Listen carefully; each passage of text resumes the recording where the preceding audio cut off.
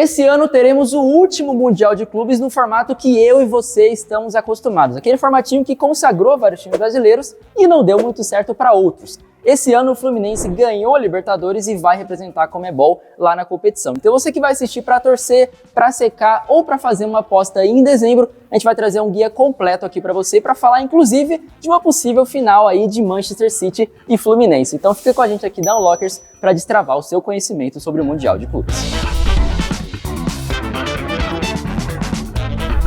Para começar então, quais times estão classificados para esse Mundial de Clubes? O Mundial vai ser lá na Arábia Saudita, então o representante do país sede foi o Al Ittihad, que ganhou o último campeonato saudita. A gente tem também o Auckland City, representante da Oceania, o Al Ahly, representante da África, o Urawa Red Diamonds, representante da Ásia, León, representante ali da CONCACAF, né, América Central, América do Norte, e vocês já sabem, Fluminense aqui na América do Sul e Manchester City, representante da Europa. Vamos começar então olhando o lado da chave dos adversários que podem entrar no caminho do Fluminense para essa reta final. O primeiro jogo no Mundial é Al Ittihad contra o Auckland City, é o jogo de abertura, e aí a gente sabe que assim, o Auckland City como representante da Oceania, ele é líder do campeonato, está fazendo muito bem, uma temporada muito boa por lá, mas é um time semi-amador, que geralmente times da Oceania vão para o Mundial para passear. Agora o Al Ittihad a gente tem que se preocupar, lembrando inclusive que recentemente times da Arábia Saudita já dificultaram o caminho de brasileiros, ainda mais um time desse que está recebendo um investimento gigantesco. O Al Ittihad teve recentemente o seu técnico português, Nuno Espírito Santo, demitido. Mas durante a maior parte do seu trabalho, ele escalou o time aqui nesse 4-4-2 que eu estou mostrando para vocês. Era um time que ele se defendia a maior parte do tempo, né? Não ficava tanto com a posse de bola, se defendia mais em um bloco médio, mas quando recuperava ela, era um time muito vertical no ataque, o que significa que ele tenta chegar no gol adversário com poucos passes e com muita velocidade.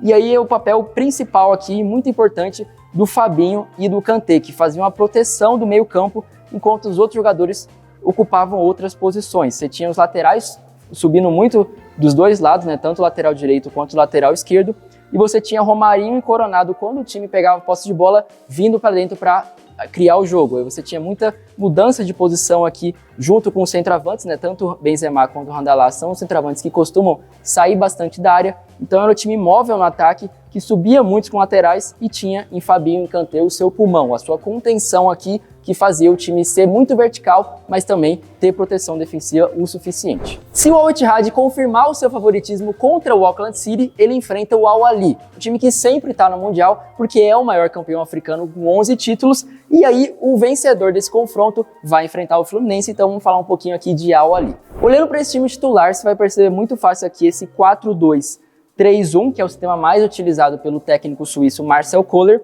E dentro desse time, os jogadores mais perigosos que você precisa ficar de olho são principalmente os dois pontas, o Tal e o Al Sharat, que são pontas de muito drible, de muito 1 contra 1, de muita velocidade. O Al Sharat, inclusive, deu muito trabalho para o Real Madrid no último Mundial de Clubes, jogou muito bem, cavou pênalti, apesar da derrota do time, foi um destaque da partida. E são dois jogadores que vão infiltrar bastante na área, porque o time tem um pivô muito bom no seu centroavante, que geralmente recua, né, arrasta a marcação, recuando aqui mais para o meio, para receber um pivô e conseguir acionar os outros jogadores de lado no que a gente chama de dinâmica do terceiro homem, que é um nome difícil, mas é muito simples de explicar. É basicamente um passe, e que o primeiro passe é sempre para frente, e aí você tem um jogador que é um pivô que vai receber esse passe e já vai acionar outro jogador que esteja de frente para o jogo. Então esse terceiro jogador aqui, esse terceiro homem, vai ter sempre de frente para o jogo, vai ter mais espaço e mais tempo para fazer alguma dinâmica.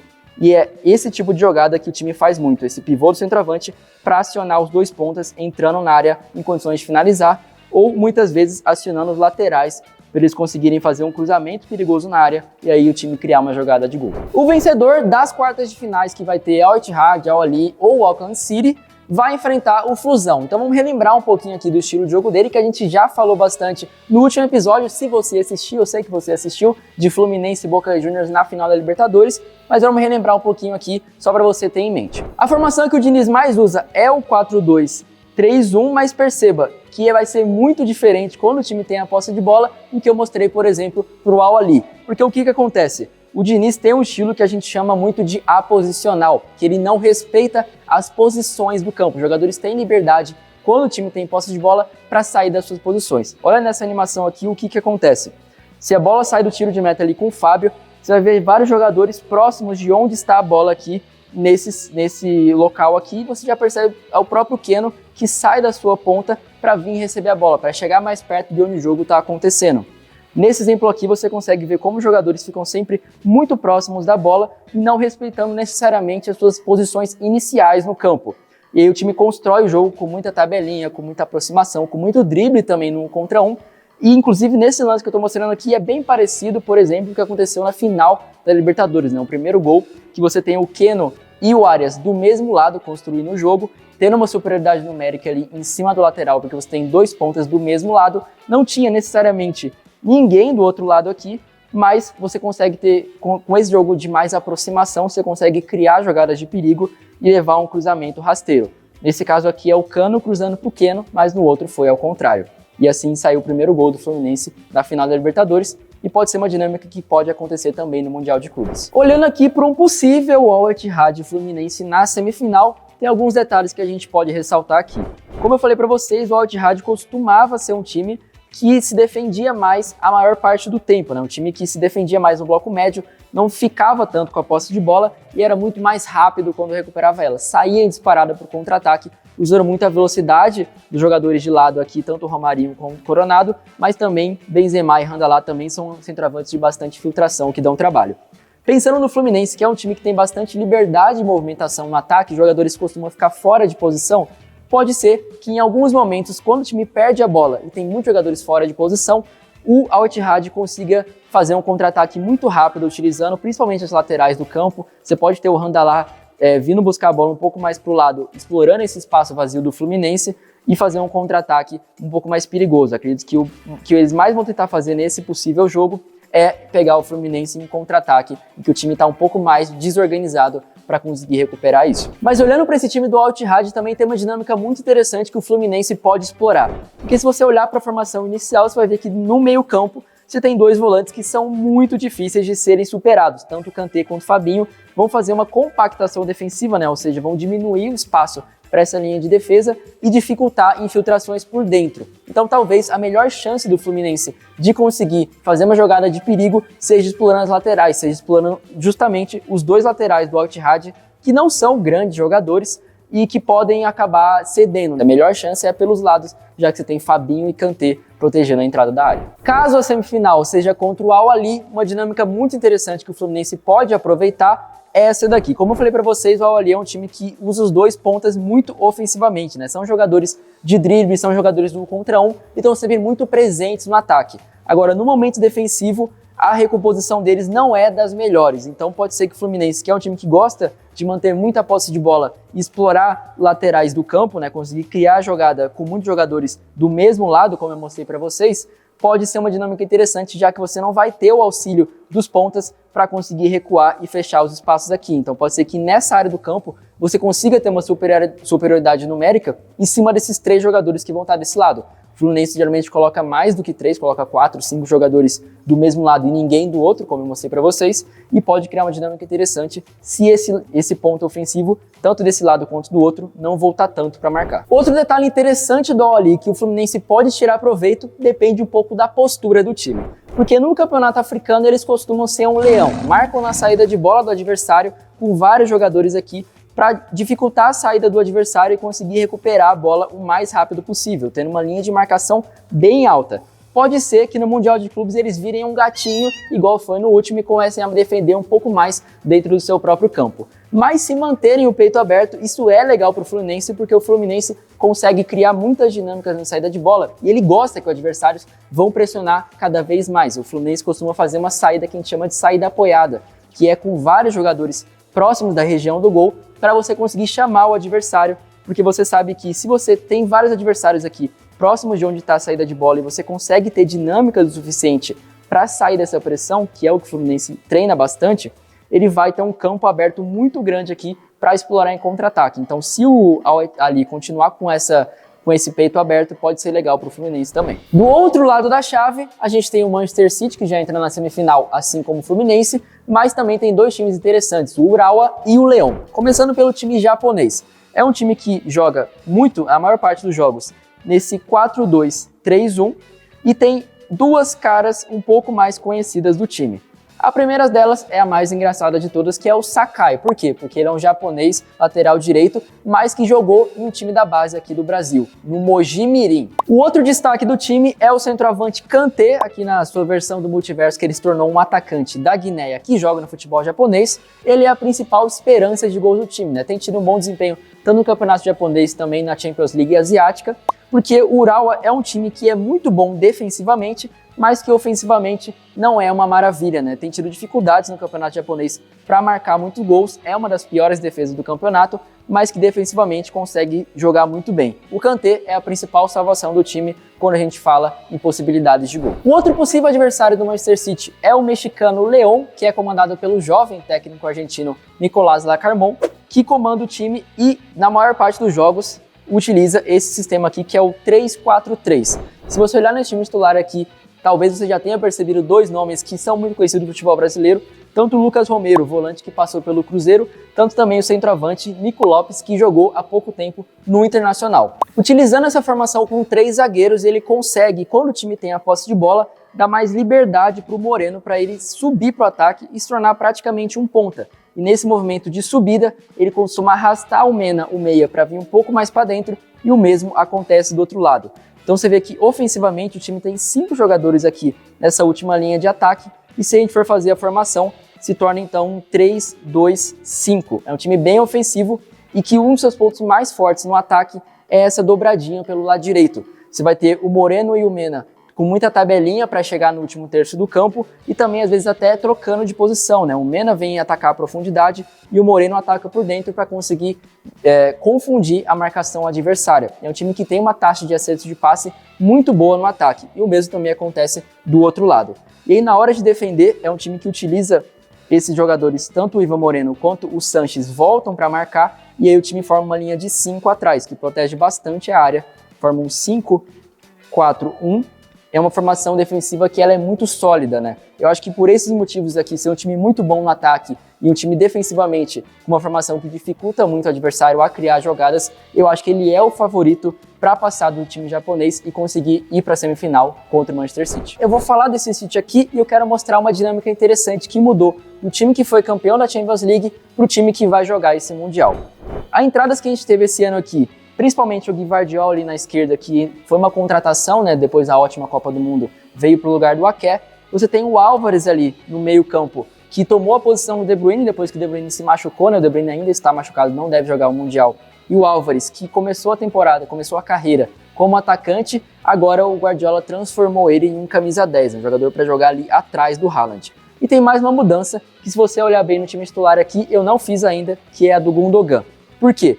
Porque a saída do Gundogan ela mudou uma coisa que o City faz quando o time tem a posse de bola ofensivamente. O que acontecia? Para o Guardiola, né, sempre tentando colocar o máximo de jogadores possíveis no ataque, mantendo uma estrutura muito ofensiva e uma estrutura que consiga proteger deles de contra-ataques possíveis, ele teve uma inovação tática na última temporada. Em vez de deixar os 3 zagueiros na saída de bola, colocar um volante ali, ele fez o Stones, quando o time tinha a posse de bola, sair da sua posição de zagueiro para vir para o meio campo, arrastando o Gundogan e deixando ele com mais liberdade para atacar um pouco mais, né? Chegar na mesma linha do que era o De Bruyne, nessa temporada é o Álvares, deixando os 2 pontas bem abertos, o Haaland por dentro. Então o time mantinha os 2 laterais atrás na hora de construir a jogada e assim mantinha esse 3-2-5 ofensivamente, ou 3-2-4-1. O que mudou? Nessa temporada, a reposição do Gundogan foi o Kovacic. E aí você muda um pouco as características do time, porque o Kovacic não tem a mesma característica ofensiva que tem o Gundogan. Ele não é esse jogador de conseguir ter uma chegada na área, conseguir incomodar mais o time ofensivamente, que era o Gundogan. E aí com a entrada do Kovacic, o time, em vez de ter essa subida do Stones, que foi uma revolução tática muito interessante, ele mantém o Gvardiol nessa linha de zaga, junto com o Stones e com o Dias, mantém o Kovacic ao lado do Rodri, e aí ele sobe com o Walker para ser esse cara que ocupa o corredor lateral e deixa Bernardo Silva ao lado do Álvares por dentro. É uma mudança de sistema que você vê que ele ainda continua nesse 3-2-4-1, mas mudando a dinâmica, né? Jogadores que sobem e jogadores que descem. Para manter o que ele fazia na temporada passada, isso ele já testou em alguns jogos, Em vez dele ter o Kovacic começando no time titular, que foi o jogador contratado para suprir a saída do Gundogan, ele tem usado o Bernardo Silva, que é um jogador, vocês sabem, que já jogou em praticamente todas as posições do Manchester City, já jogou de ponta direita, meio atacante, falso 9, até de lateral esquerdo já teve o jogo que ele foi testado. E aí ele colocou o Foden, né, ocupando esse lado direito, um jogador jovem que tinha perdido vaga no time, mas que agora está recuperando essa vaga. E aí com o Bernardo Silva aqui, ele consegue sim fazer o Stones voltar a ser um volante, voltar a ter esse mesmo desenho que ele tinha na Champions League. Acredito que no Mundial de Clubes é isso que ele vai fazer, com o Bernardo Silva de volante e o Kovacic no banco. Agora, para você que gosta de apostar e ficou esperando o momento do vídeo que a gente ia falar de apostas, essa aqui é minha dica para você. Enquanto de um lado da chave, a gente não vai ter odds muito boas para o Manchester City, que é favorito contra todos os adversários e também numa final, do lado do Fluminense da chave você pode ver mais valor se você apostar no time vencedor. Como os times brasileiros nos últimos anos de Mundial de Clubes não têm sido muito favoritos, né, não tem dado muito certo para o time brasileiro no Mundial de Clubes, pode ser que eles não sejam considerados amplos favoritos contra o Al-Ittihad, contra o Al-Ahly, então pode ser que a odd esteja muito melhor para o Fluminense, né? Talvez você veja mais valor olhando nesse sentido do que do outro lado da chave. Então, essa é a dica. Vamos falar a verdade, o confronto que todo mundo está esperando que aconteça é Diniz contra Guardiola, Fluminense contra Manchester City. Imaginando essa hipotética final, quem vai ter mais controle do jogo? Os dois querem ter a posse de bola, mas fazem isso de maneiras muito diferentes. Enquanto o Fluminense, quando tem a posse de bola, você vai ver um desenho mais ou menos assim, vários jogadores próximos de onde está a posse de bola, buscando dar opção de passe, buscando se aproximar do centro do jogo, vai ficar mais ou menos bem assim, muito longe do desenho inicial do time, porque esse é o estilo aposicional do Fernando Diniz. Quando o City tiver a posse de bola, é bem diferente. Você vai ver o Foden bem aberto de um lado, você vai ver o Grealish bem aberto do outro, e aquele esquema que eu mostrei para vocês, que é o Bernardo Silva subindo aqui, já que o Stones vira praticamente um volante, e o Álvares aparecendo desse lado. Então é um time que vai manter a sua formação inicial quando estiver no ataque, para conseguir explorar os dois lados do campo, né?